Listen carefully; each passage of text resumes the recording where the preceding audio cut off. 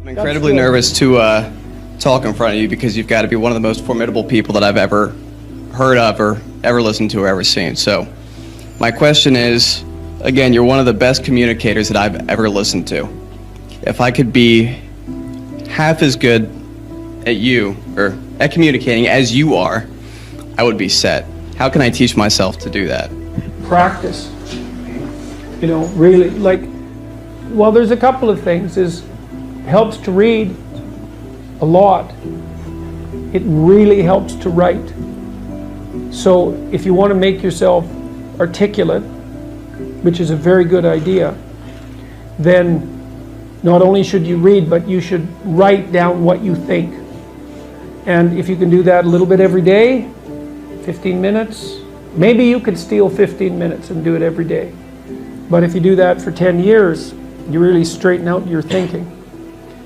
If you're going to speak effectively, you have to know way more than you're talking about, you know. So this is often difficult for beginning lecturers at university because they'll do a lecture on a topic, but they only know as much as they're saying in the lecture. And they get kind of stuck to their notes because of it.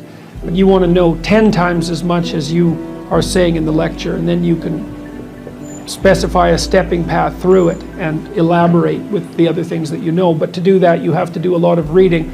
But you also have to do a lot of reading because that's where the synthesizing comes. So that's on the input side. And then on the output side, well, there's some techniques, let's say, is like if you're speaking in front of a group, you are not delivering a talk to a group. That's not what you're doing. The talk isn't a packaged thing that you present to a group. There isn't a group. There's a bunch of individuals, and you talk to them. So when I talk to a group, I always talk to people one at a time. And that makes it easier too, because you know how to talk to a person. It's like, can you talk to 1,000 people? Well, probably not, because it's too intimidating. But there isn't 1,000 people there. There's 1,000 individuals. And so you just look at an individual and you say something, and you can tell if they're engaged. They look confused, or they look interested, or they look angry, or they look bored, or maybe they're asleep, in which case you look at someone else. And they give you feedback about how you're doing. And so one thing is to have something to say, yeah, but the next thing is pay attention to who you're talking to. Because unless you're very badly socialized, and that seems unlikely in your case, because you present yourself at least moderately well, and well, I mean, I don't know you very well, but on first sight, you're doing fine. So the probability that if you pay attention to the individuals that you're talking to, that your natural wealth of social skill will manifest itself is extremely high. And so you don't deliver a talk to an audience. That's a really bad way of thinking about it. You're actually engaged in a conversation with an audience. Even if they're not talking, they're nodding and shifting position and looking like this, and you can pull all that in and use it to govern the level at which you're addressing the entire audience. The last thing I would say is, well, having the aim to be a good communicator is a good start. And you think, well, I could buttress that to some degree. Well, there isn't anything that you can possibly, this is the whole point of a liberal education, there isn't anything that you can possibly do that makes you more competent in everything you do than to learn how to communicate. I don't care if you're going to be a carpenter. I mean, being a carpenter, by the way, is very difficult, especially if you're a good carpenter. But if you're good at communicating as a carpenter, you're like 10 times better as a carpenter. So, and this is something that the liberal arts colleges, I think, I don't know if they've forgotten it, but they don't do a very good job of marketing. It's like, well, what's the use of a bachelor's degree, a Bachelor of Arts? It's like, well, you can think, you can write, you can speak, you've read something. It's like, the economic value of that is incalculable. The people that I've watched in my life who've been spectacularly successful they have skills. Clearly, that's a minimum precondition. But they're also very, very good at articulating themselves. And so whenever they negotiate, they're successful. Well, that's kind of like the definition of success in life, right? You negotiate and you're successful. It doesn't mean you win. Because if you're a good negotiator, If you're a really good negotiator, everybody walks away from the negotiation thrilled. And so then people line up to do things with you.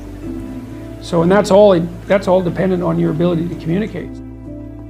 Read great books. Really, man. You've got this 4-year period that has been carved out of your lives by society. It's given you an identity, like a high quality identity, and freedom at the same time. And you're not going to get that again in your life. You've got a respectable identity, university student, and complete freedom associated with that, or as near as you're ever going to get. And you've got these unbelievable libraries that are full of the writings of people who are intelligent and articulate beyond comprehension. And you know, and you can go there and you can learn all this. And you might think, well, why should you learn it? Well, you learn it to get a job, or you learn it to get good grades, or you learn it to get a degree, and that's all nonsense. It's nonsense. The reason that you come to university to be educated is because there's nothing more powerful than someone who is articulate and who can think and speak. It's power, and I mean power of the best sort. It's authority and influence and respectability and competence. And so you come to university to craft your highest skill, and your highest skill is to be found in articulated speech. And if you're a master at formulating your arguments, you win everything. And better than that, when you win everything, everyone around you wins too. Because to transform yourself into, let's consider your transformation into something approximating the logos. It means you shine a light on the whole world. Well, there's nothing more exciting to do than that. There's nothing better you can possibly do. And to think that you're coming to university to be, trained to have a job, it's like, great, that's a hell of a lot better than being unemployed and covered with Cheeto dust while you're snacking away in front of your video game in the basement. But it's not and I don't have anything against video games, by the way, but but it's hardly a triumphant call to being in the world, and that's what university should be calling forth. It's like, God, you people, I know what Harvard students are like. I taught here for 5 years. You people are spectacular. You're spectacular. You're all capable of being world beaters. You transform yourself into something that's articulated and sensible and grounded in history and knowledgeable and wise, man. You can do anything you want, and hopefully anything you want for good. Because if you have any sense, everything you want to do would be for the good, because there's nothing more compelling or meaningful or useful in combating the tragedy of life than to struggle with all your soul on behalf of the good. And the universities have forgotten that. It's why everyone's bailing out of the humanities, and they should. The humanities are corrupt. And they're corrupt because they're not telling students this. It's so bloody obvious. It's like, learn to think, learn to speak, learn to read. It makes you a superpower, an individual superpower. And I don't understand why that isn't just told to students. It's not that hard to understand, and everyone wants to hear it. It's like, really? I could do that? I could do that? It's like, yeah, really, you could do that. And the whole society around you has labored for really thousands of years to provide every single one of you with this spectacular opportunity that you have while you're undergraduates and graduate students here, man. Everyone's just praying that you would come here and manifest everything that you could manifest. And that's what you should be doing, instead of waving placards and complaining about how you're oppressed, for God's sake. You see these Yale students complaining about their oppression. It just leaves me aghast. It's like, well, we're against the ruling class. It's like, no, you're baby ruling class members. You're young.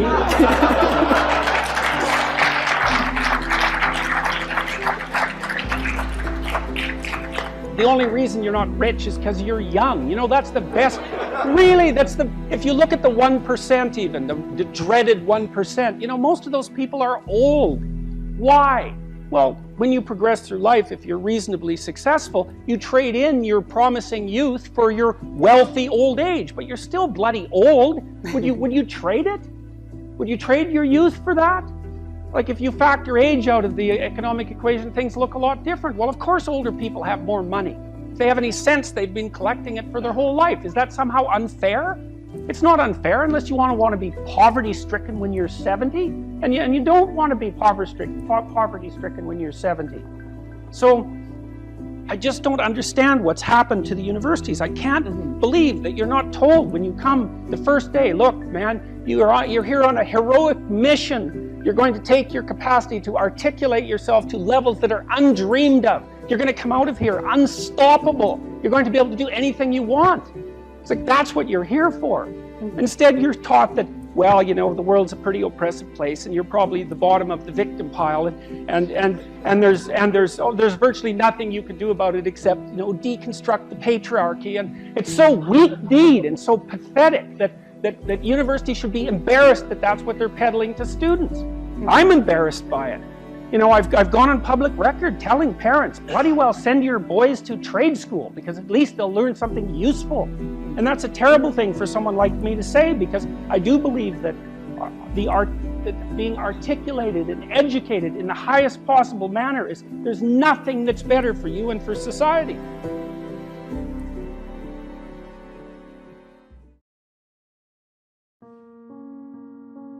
Take a bit of a look at yourself and think about what's not so good that you could improve, that you should improve by your own standards, and that you would improve, you know, and set yourself a little goal.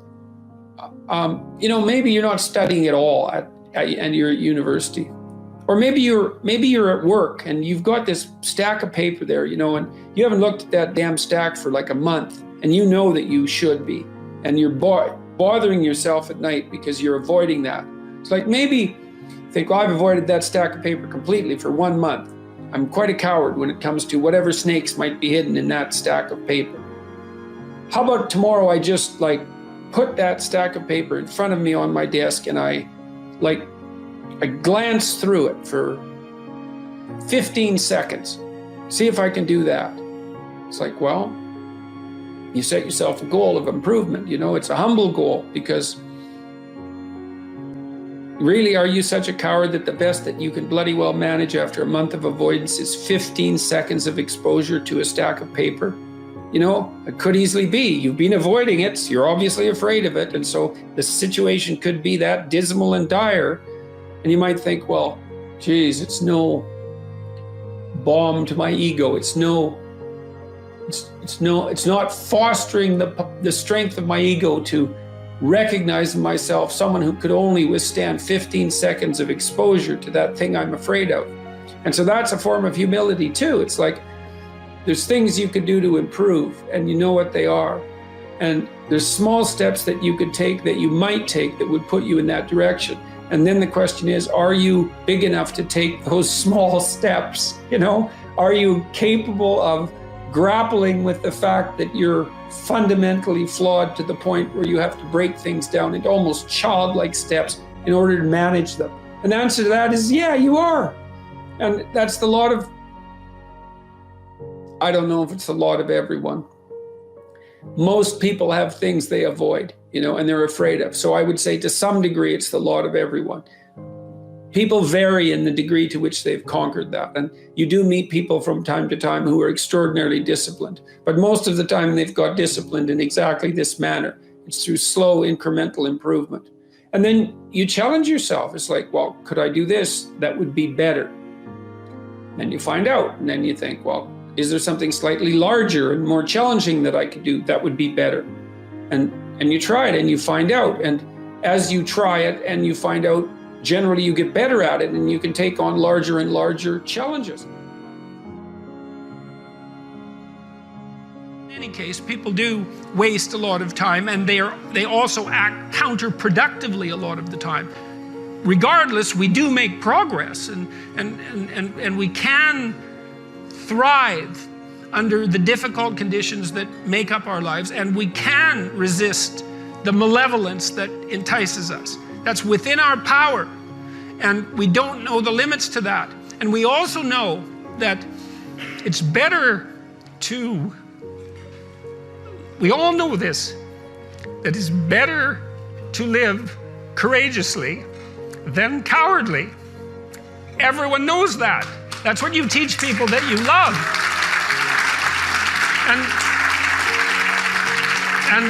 And we know that it's better to live truthfully than in deceit. And you can tell that too, because that's also what you tell people that you love. And we know that you should pick up your damn responsibility and move forward. Everyone knows that. It's part of our intrinsic moral nature. And that nature is there. And it's not difficult to communicate to people about this. Like, everyone knows that you wake up at 3 in the morning when you've let your life go off the rails, and that you berate yourself for your uselessness and your cruelty and your failure to take the opportunities that are in front of you. And if you were the master in your own house, in some sense, the captain of your own destiny, if there was no intrinsic nature, well, that would never happen. You'd just let yourself off the hook. There'd be no voice of conscience tormenting you. But no one escapes from that. And what that indicates, to me, is that, at least psychologically, we live in a universe that's characterized by a moral dimension, and we understand that well, and that moral failings have consequences, and that they're not trivial. They destroy you. They destroy your family. They destroy your community. And you can tell people that. And they listen because they know. They don't know they know. That's the thing. And maybe that's the thing about being an intellectual. You have the opportunity to articulate ideas that other people know, they embody, but they can't articulate. And that's what people tell me. They say, well, you help me give words to things that I always knew to be true but couldn't say. Or they say, I've been trying to put some of your precepts into practice. Responsibility being a main one, vision another, honesty, I suppose, bringing up the pack and saying, and this is the fun part of doing all of this. Fun is a weak word. That it's the remarkable part of doing all this. I mean, I have people tell me constantly wherever I go, it's so delightful that, they were in a pretty dark place, and they tell me why. And there's plenty of dark places in the world, and they decided, well, maybe they were going to develop a bit of a vision and take a bit more responsibility and start telling the truth and putting some effort into something. And they come up and they say, well, you can't believe how much better things are. You really want to solve a complicated problem, maybe you try to solve it 100 ways. And then you take the best solution. Got it. And look, this happens to entrepreneurs all the time too. Like most entrepreneurs, this is something to know. Well, most entrepreneurs, most creative people fail at producing their creative product and monetizing it, right? So your default position, if you're a creative person, is you're going to fail. And that's because it's hard to come up with something new, and it's hard to present it to the market at the right time, and it's hard to market it. Like, those things are really, really difficult. And so what successful entrepreneurs do is they just keep doing it over and over and over and over and over and over and over. And eventually, if they're fortunate, one of their ideas happens to hit the right place at the right time. And so that's also Darwinian in some sense. You're creating all these little enterprises that are sort of alive. They're run by people, after all. And even if your idea is good, that doesn't mean it will be successful. There's so many things that have to be taken into account. So this is partly why persistence, and that's part of conscientiousness, is so useful. It's like, what do they say? If at first you fail, then try again. And that would probably mean try something different rather than the same thing. But persistence is helpful because it enables you to run many, many experiments. And you need to know that the baseline is failure. It's important, because otherwise you'll blame that on yourself. I would say for the last 45 years, we've told, psychologists have been certainly to blame for this, at least in part. You're okay the way you are. That's what we tell young people. Oh, you're okay the way you are. It's like, and there's nothing worse than you can tell someone who's young than that, especially if they're miserable. And lots of them, well, if they're miserable and aimless, it's like, oh, I'm miserable and aimless, and sometimes I'm suicidal and I'm nihilistic and I don't have any direction in my life. It's like, well, you're okay the way you are. And it's like, they don't want to hear that. They want to hear, look, and you know this, you're useless. You know nothing. You haven't got started. You've got 60 years to put yourself together, and God only knows what you could become. And that message is so much more, it's so funny because it's such an attack, but it's so positive because there's faith there in the potential that makes up the person rather than the miserable actuality that happens to be manifesting itself at the moment.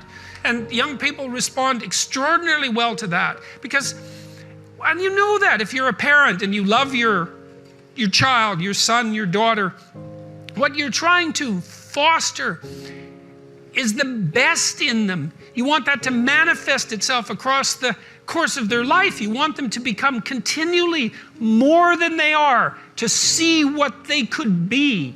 And I think that's part of the great message of the West, is that's the ethical requirement of individual being in the proper sense, is to constantly note that you're not what you could be, to take responsibility for that, and to commit yourself, like body and soul, to the attainment of that ideal.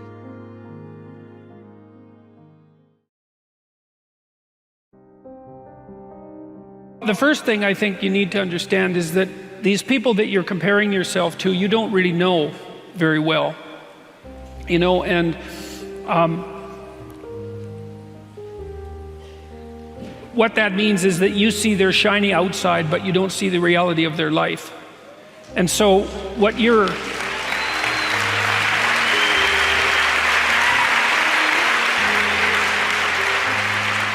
maybe you're in California, see someone speeding down the road in a convertible Porsche, and you think, oh man, what a lucky bastard. And the truth of the matter is that he's thinking about wrapping his expensive sports car around the next cement pillar that he comes close to. You can't tell, and people have hard lives, and even people who are comparatively fortunate have hard lives. And so the ideal that you're observing that makes you jealous and resentful is in large part an illusion that's created by your own mind. And I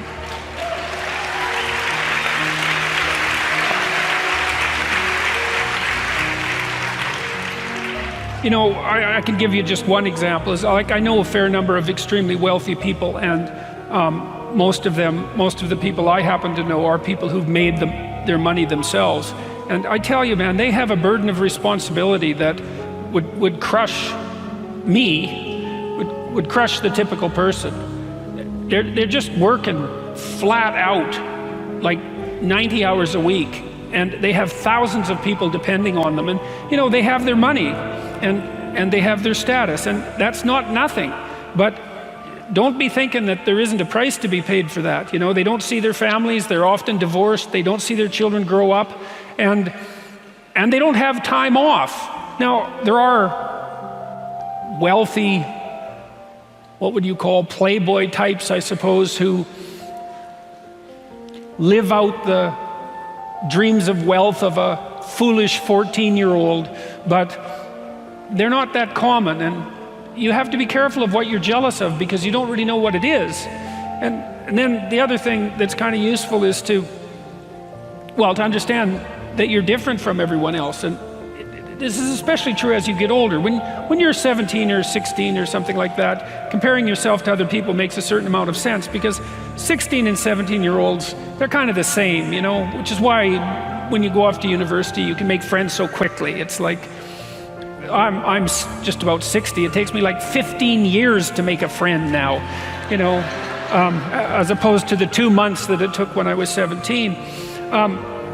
You're quite different from other people, and you shouldn't be comparing yourself to them because they're not like you. They don't have your family. They don't have your temperament. They don't have your troubles. They don't have your abilities. The only person that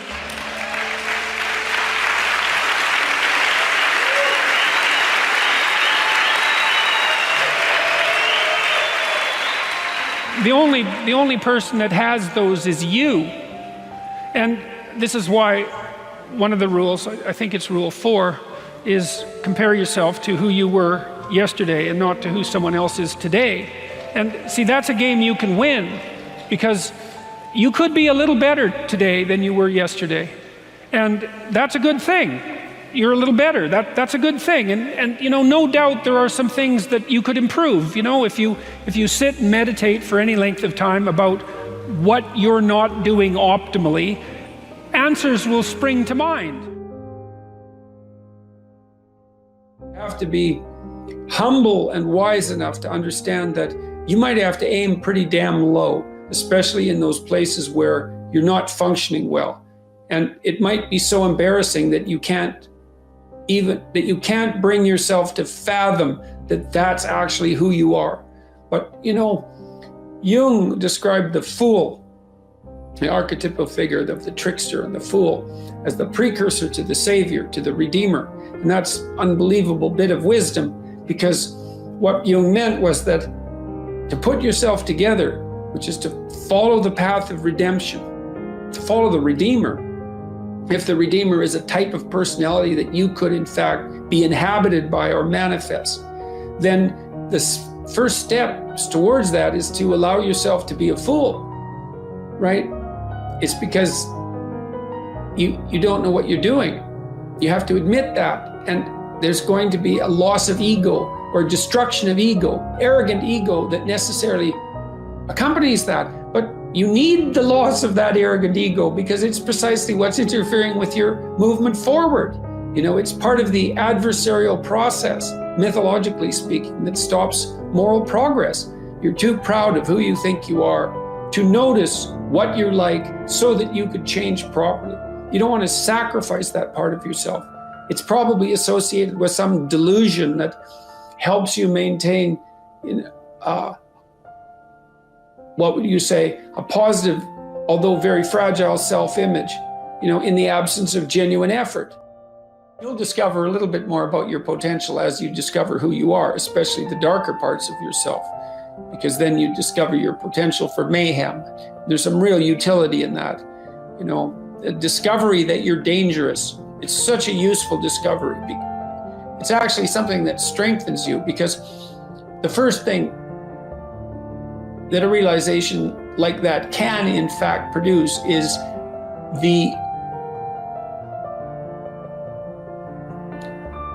ambition to incorporate that danger into a higher order personality, that dangerousness into a higher order personality. And that can make you implacable. That can make you someone who can say no when you need to say no. You know, that can make you someone who won't avoid necessary conflict.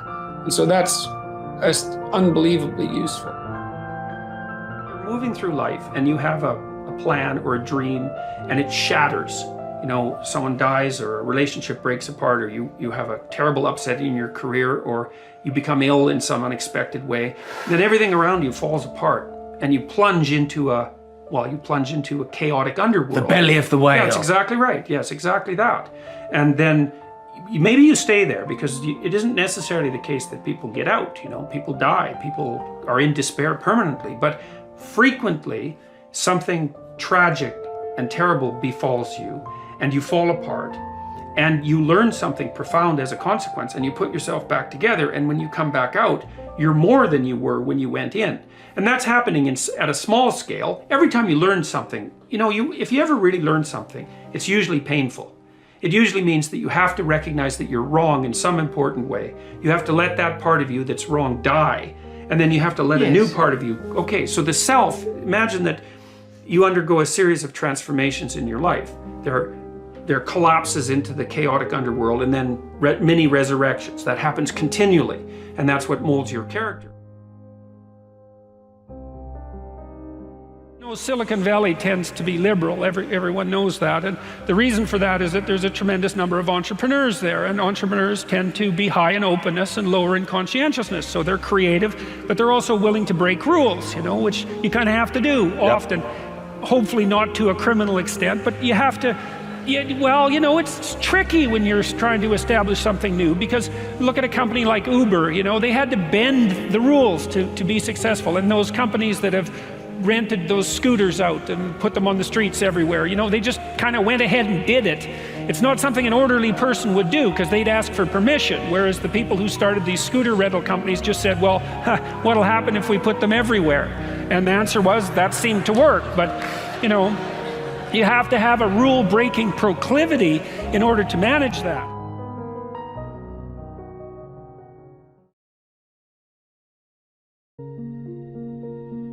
Stop doing the things that you know are wrong that you could stop doing. Right? So it's a fairly limited attempt. First of all, we're not going to say that you know what the good is or what the truth is in any ultimate sense. But we will presume that there are things that you're doing that for one reason or another you know are not in your best interests. There's something about them that you just know you should stop. They're kind of self-evident to you. Other things you're going to be doubtful about. You're not going to know which way is up and which way is down. But there are things that you're doing that you know you shouldn't do. Now, some of those you won't stop doing for whatever reason. You don't have the discipline, or maybe there's a secondary payoff, or you don't believe it's necessary, or it's too much of a sacrifice, or you're angry or resentful or afraid. Who knows? So forget about those for now. But there's another subset that you could stop doing. It might be a little thing. Well, that's fine. Stop doing it and see what happens. And what'll happen is your vision will clear a little bit. And then something else will pop up in your field of apprehension that you will also know you should stop doing, and that you could stop doing, because you've strengthened yourself a bit by stopping doing the particular stupid thing that you were doing before. That just puts you together a little bit more. And you could do that repeatedly for an indefinite period of time. And you know, that doesn't necessarily mean that you're going to ever be able to formulate a clear and final picture of what constitutes the truth and the good. But it does mean that you'll be able to continually move away from what's untruth and what's bad. And you know, that's not a bad start. Sometimes, you know, I can't sleep at night because I'm thinking about something, and usually what I'll do is go write it down. I have some writing to do, so I get up and I go write down what I'm thinking, and that usually does the trick. But because I had been playing with YouTube, I thought, well, I'll try making YouTube video and telling people what I'm thinking about, and see if that performs the same function as writing. And to me, the function of writing, well, it's twofold. One is conceivably to communicate with people, although the fundamental purpose for me is to clarify my thoughts so that I know to, you know, because if something is disturbing you, what that means is that it needs to be articulated. It's the emergence of unexplored territory, something that disturbs you. That's the right way to think about it. It's unmapped territory that's manifesting itself. It's like a vista of threat and possibility, and you need to articulate a path through it. And so that's what I was doing. It's like I was thinking, well, this is bothering me, and this seems to be why, and here's what I think is going on, and so I made the videos, and in some sense I didn't think anything more of it. You don't have to necessarily have done anything wrong for things to get completely out of control. It's a terrifying doctrine, but it's not a hopeless doctrine, because it still says that there's a way forward, there's a pathway forward, and the pathway forward is to adopt a mode of being that has some nobility, so that you can tolerate yourself and perhaps even have some respect for yourself as someone who's capable of standing up in the face of that terrible vulnerability and suffering, and that the pathway forward, as far as the existentialists are concerned, is by, well, certainly by the avoidance of deceit, particularly in language, but also by the adoption of responsibility for the conditions of existence and some attempt on your part to actually rectify them. And the thing that's so interesting about that is, well, two, as far as I'm concerned, and some of this is from clinical experience, you know, if you take people, and I've told you this, and you expose them voluntarily to things that they are avoiding and are afraid of, you know, that they know they need to overcome in order to meet their goals, their self-defined goals. If you can teach people to stand up in the face of the things they're afraid of, they get stronger. And you don't know what the upper limits to that are, because you might ask yourself, like, if for 10 years, if you didn't avoid doing what you knew you needed to do, by your own definitions, right, within the value structure that you've created, to the degree that you've done that, what would you be like? Well, you know, there are remarkable people who come into the world from time to time, and there are people who do find out over decades-long periods what they could be like if they were who they were, if they said if they spoke their being forward. And they get stronger and stronger and stronger, and we don't know the limits to that. We do not know the limits to that. And so you could say, well, in part, perhaps the reason that you're suffering unbearably can be left at your feet, because you're not everything you could be, and you know it. And of course, that's a terrible thing to admit, and it's a terrible thing to consider, but there's real promise in it, right? Because it means that perhaps there's another way that you could look at the world, and another way that you could act in the world, so what it would reflect back to you would be much better than what it reflects back to you now. My experience is with people that we're probably running at about 51% of our capacity. I mean, you can think about this yourselves. I often ask undergraduates how many hours a day you waste, or how many hours a week you waste, and the classic answer is something like 4 to 6 hours a day. You know, inefficient studying, watching things on YouTube that not only do you not want to watch, that you don't even care about, that make you feel horrible about watching after you're done. That's probably 4 hours right there. You know, you think, well, that's 25 hours a week, it's 100 hours a month, that's 2.5 full work weeks, it's half a year of work weeks per year. And if your time is worth $20 an hour, which is a radical underestimate, it's probably more like 50 if you think about it in terms of deferred wages. If you're wasting 20 hours a week, you're wasting $50,000 a year. And you are doing that right now. And it's because you're young, wasting $50,000 a year is a way bigger catastrophe than it would be for me to waste it, because I'm not going to last nearly as long. And so if your life isn't everything it could be, you could ask yourself, well, what would happen if you just stopped wasting the opportunities that are in front of you? You'd be who knows how much more efficient. 10 times more efficient. 20 times more efficient. That's the Pareto distribution. You have no idea how efficient people get. It's off the charts. Well, and if we all got our act together collectively and stopped making things worse, because that's another thing people do all the time, not only do they not do what they should to make things better, they actively attempt to make things worse because they're spiteful or resentful or arrogant or deceitful or homicidal or genocidal, or all of those things all bundled together in an absolutely pathological package. If people stopped really trying just to make things worse, we have no idea how much better they would get just because of that. So there's this weird dynamic that's part of the existential system of ideas between human vulnerability, social judgment, both of which are major causes of suffering, and the failure of individuals to adopt the responsibility that they know they should adopt. It isn't merely that your fate depends on whether or not you get your act together and to what degree you decide that you're going to live out your own genuine being. It isn't only your fate, it's the fate of everyone that you're networked with. And so, you know, you think, well, there's 9 billion, 7 billion people in the world. We're going to peak at about 9 billion, by the way, and then it'll decline rapidly, but 7 billion people in the world, and who are you? You're just one little dust mote among that 7 billion, and so it really doesn't matter what you do or don't do, but that's simply not the case. It's the wrong model, because you're at the center of a network. You're a node in a network. Of course, that's even more true now that we have social media. You'll know 1,000 people, at least over the course of your life, and they'll know 1,000 people each, and that puts you one person away from 1 million, and 2 persons away from 1 billion. And so that's how you're connected, and the things you do, they're like dropping a stone in a pond. The ripples move outward, and they affect things in ways that you can't fully comprehend, and it means that the things that you do and that you don't do are far more important than you think. And so if you act that way, of course, the terror of realizing that is that it actually starts to matter what you do, and you might say, well, that's better than living a meaningless existence. It's better for it to matter. But I mean, if you really asked yourself, would you be so sure if you had the choice? I can live with no responsibility whatsoever. The price I pay is that nothing matters. Or I can reverse it and everything matters.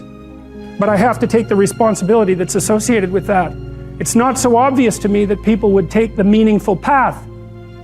Now, when you say, well, nihilists suffer dreadfully because there's no meaning in their life and they still suffer, yeah, but the advantage is they have no responsibility. So that's the payoff, and I actually think that's the motivation. Say, well, I can't help being nihilistic. All my belief systems have collapsed. It's like, yeah, maybe. Maybe you've just allowed them to collapse because it's a hell of a lot easier than acting them out.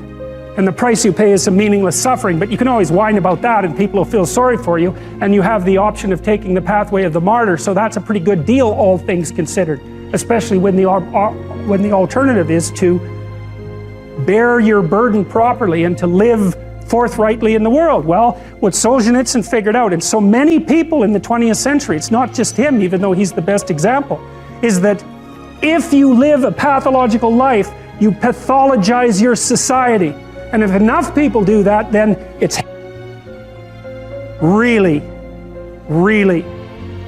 And you can read the Gulag Archipelago if you have the fortitude to do that, and you'll see exactly what it's like. And then you can decide if that's a place you'd like to visit, or even more importantly, if it's a place you'd like to visit and take all your family and friends, because that's what happened in the 20th century.